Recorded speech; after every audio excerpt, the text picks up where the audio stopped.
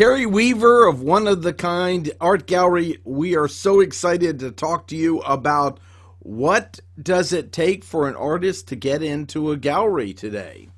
Kari, you're there in Micaville, in the center of lots of great art there in the mountains of North Carolina. And I'm sure that you have artists approaching you or artists who are interested in being in your gallery there. How do you make a decision who you represent in your gallery or who, is a good fit for you there that, for you to show? There's an intuitive element to it with looking at work and because I've been in business for almost 10 years, knowing what will sell or knowing what my customers might be looking for. I also bring the I don't know if it's a unique perspective, but I've been on the other side, trying to pitch my own work to galleries and knowing, how much courage it takes to walk into a place, introduce yourself, present your work. And over the years, what I've tried to sort of hone things down. I get a lot of people, and I know it's a lot of nervous energy where they want to pull their phone out. They want to show me pictures, which wasn't what was happening when I was a working artist. But I generally like to be more thoughtful about it because I want to think about it. I want to visit with the work more. So I've actually got guidelines that I can email for email inquiries and also print it up to hand to somebody if they come into the gallery. Because generally a gallery owner's time is pretty pressed. And if I take time out just for the moment to look at things, I'm not fully focused on it. I want to be fully focused on it. Sure. Sounds like you're very well organized for that then. You kind of have to be because I've ended up not buried, but you end up with a lot to work with. But I like to be more thoughtful about it. One of the first things that I look at is craftsmanship, is that it has to be. And I'm sorry if you can hear the church bells. I'm right next to it. That's all right. It's 9 o'clock. It's all right. Is craftsmanship. What I ask artists to do, I'm gonna read my little printout, is just to email me, to briefly tell me about themselves and their work, to include, I have professional looking images of their work, relevant information, and a retail price range. I do have a lot of folks over the years that I've sort of had to train to be able to price their own work. I think coming in with just the business side of things, being professional about it, knowing what it's like on a little bit on our side of things. Like artists are so touchy-feely and a lot of times are in love with their work, which they should be, or they shouldn't be doing art as a business, but there's this whole business side of it. And for a gallery to be able to represent an artist well, I need to know what the package is. Martin, like we've talked before, like when I'm trying to sell something out of the gallery, what do I first talk about? I talk about the person. Yeah. And that's sort of what I need to know. But I basically just ask them for like a brief bio, what their price ranges are, the materials and images. And then I just like to be able to sit with it. Mm-hmm. I think I saw on your website, you represent almost 170 artists. Yeah. Is that correct? Thereabouts, yeah. So you have quite a variety of medium and of art in your gallery there. How do you handle art that's very similar, or how do you avoid some of the competition factors that might go on in your gallery? That's where the intuitive, choosy part of it is, because I don't want to have too many jewelers that are wire wrapping stones or too many. I've got 36 potters, and I don't think any of them are doing the same thing. And generally people aren't doing the same thing, but I don't want to have one artist competing with another of the same medium. The other thing that I really wouldn't have thought about until I had this business is what sells best where.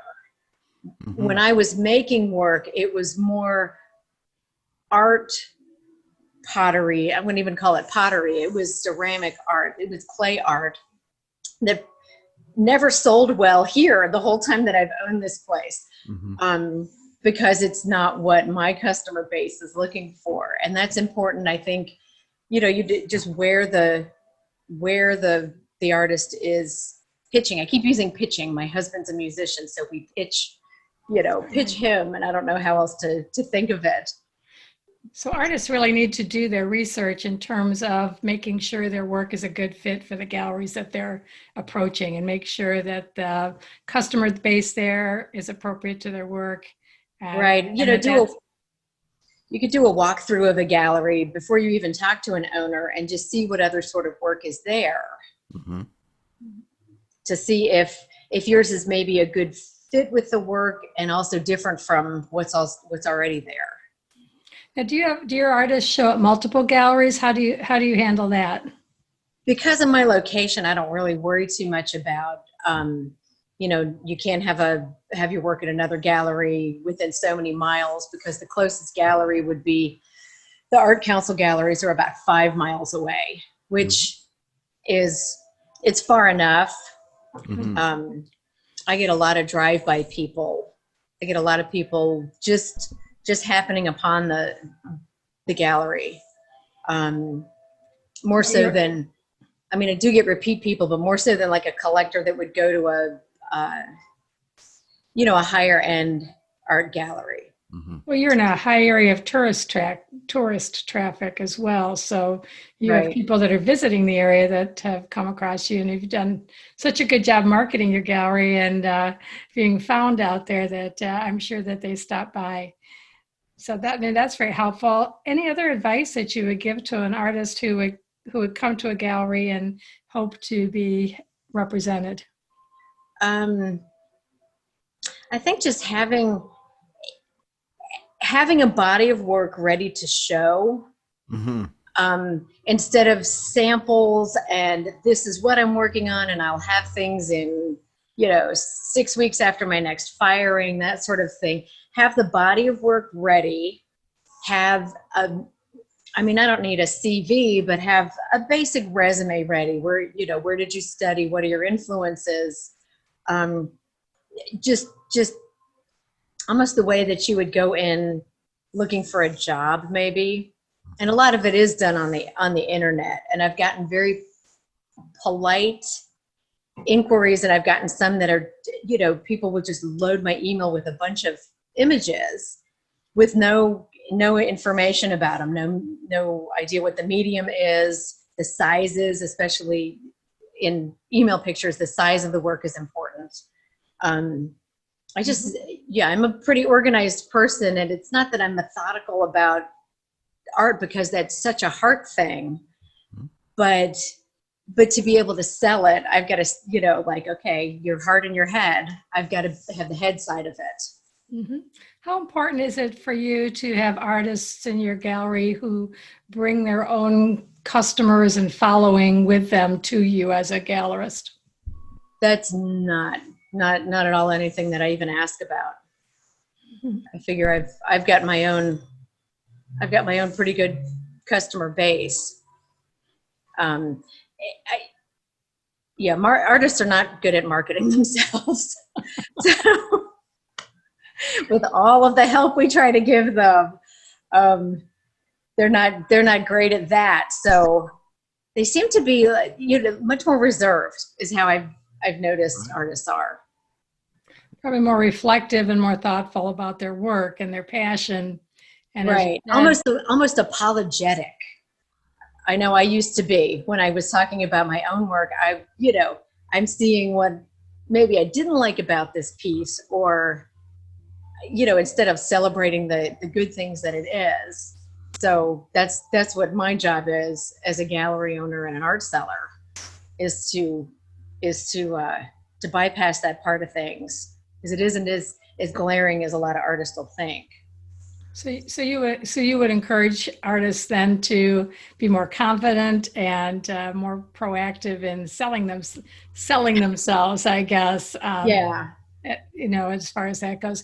So have you had any instances that you would say have made you think about what not to do, or times when you've seen some really obvious failures of folks approaching you? Things Or like I can't believe they did approach me that way, is what we call them. Um, I had a couple of people this past Saturday. A Saturday's a no-no in my world. Right. This Saturday, especially a holiday Saturday, we were swamped in here, and I had two different people.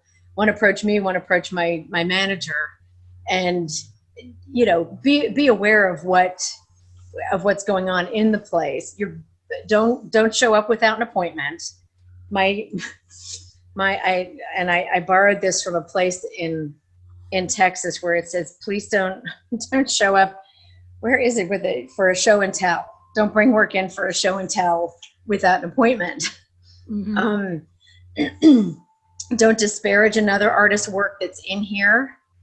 I do work like this, but I do it better. I don't want to hear that. Because that calls into question my own judgment.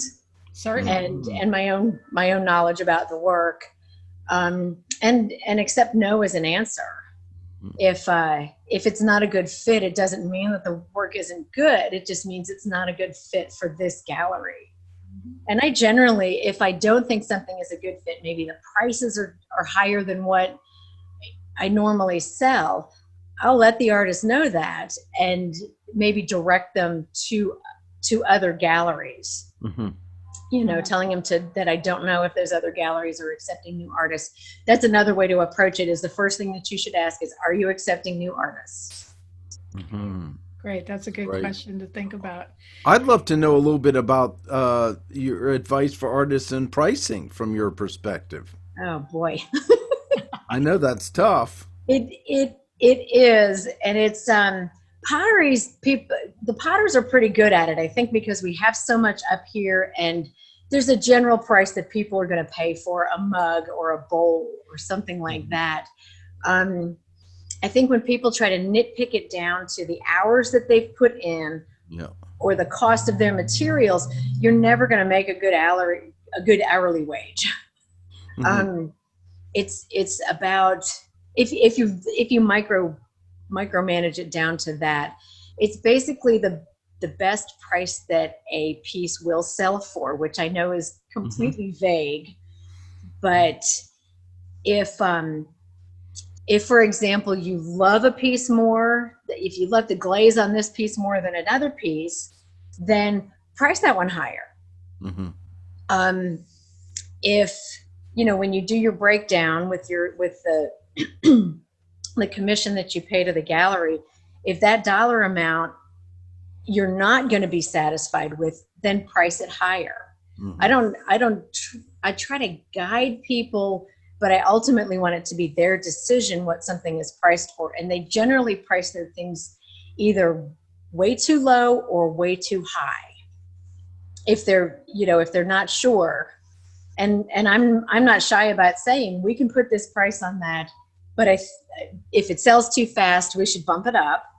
And the same thing that if it's here in 6 months and I'm not getting any questions about it, then it's priced too high, and you either need to find another place to sell it, or we need to bring the price down a little bit. Mm-hmm.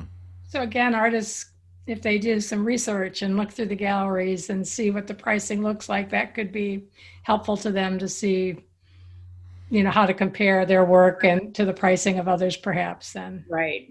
To similar work. So you talked for a moment about having artists having a body of work available as they approach gallery owners. So it's, as you said, not everything's not works in progress and all. How much work from a particular artist do you find that you're able to display or able to have there in the gallery at one time? Because I've got so much square footage to work with here, I can take 20 or 30 pieces from a potter.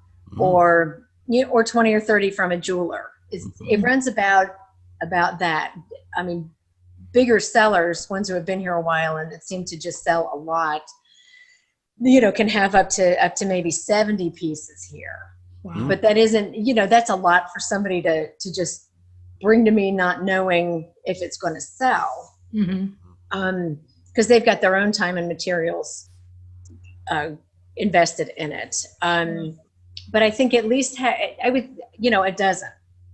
dozen to 18 pieces of whatever your work is Mhm. is a good amount to come in with, because it's not too much to overload somebody with, but it's enough to see sort of trends in somebody's work. You get to see sort of their thought process as a creative person, or their creative process. Mhm. Do you And they have do. do you have your artists come to the gallery for, I know you're a hub of activity there in normal times, I guess I would say, because I know that your gallery also has music and this type of kind of a community meeting place. Do you have artists come and talk to the customers, or feature artists or things like that going on at your gallery?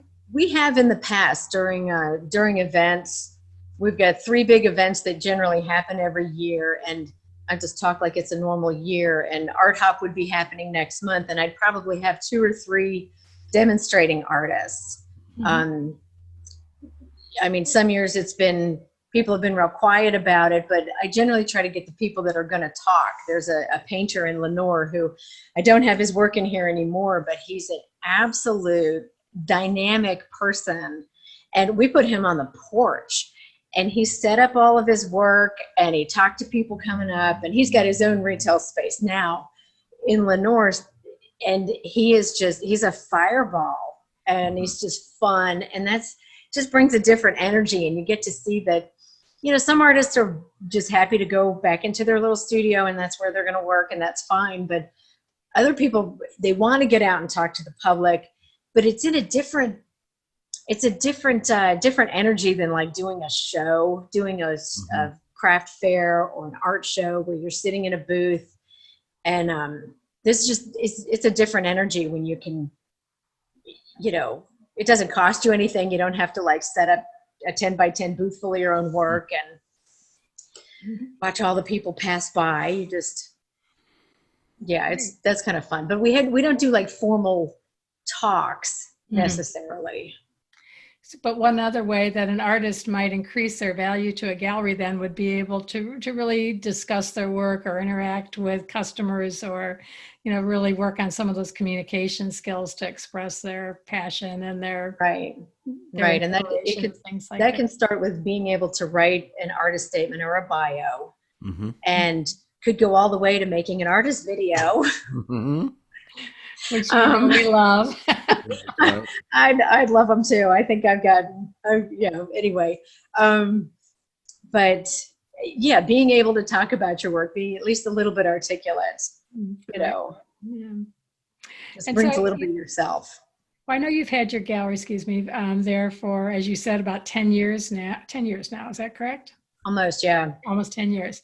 And I know there's different types of galleries, and they might vary from location to location. And of course, all gallery owners are going to have their own vision for their galleries or their own concepts. How would you say that your gallery compares to others, or is there something you would add for those who might be looking outside the region or area from your experience? Anything you might add as guidance?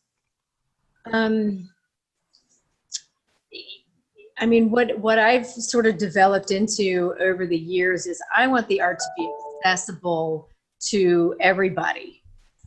And that's why I end up selling more functional pottery and jewelry than I do, these chickens behind me are gorgeous and I love them, but this is the sort of work that it's behind the counter for a reason, because it's expensive and it's breakable. And most of the gallery is not like that. I want to have something handmade in people's hands, that they can feel that creative energy. Not all galleries are set up like this, but and I tend to seek out more places like my own when I'm traveling. If I can, that represent local work, where I can touch the work. It's not all behind cases. It's not, I can appreciate the Museum of Modern Art as much as the next art lover, but the big pieces on the wall, the eye candy's great, but I want people to take something home. Right. Not just because I want to make money. and make a living, but I know it's having this work, having your own work as an artist in somebody's home, somebody using it. Mm-hmm.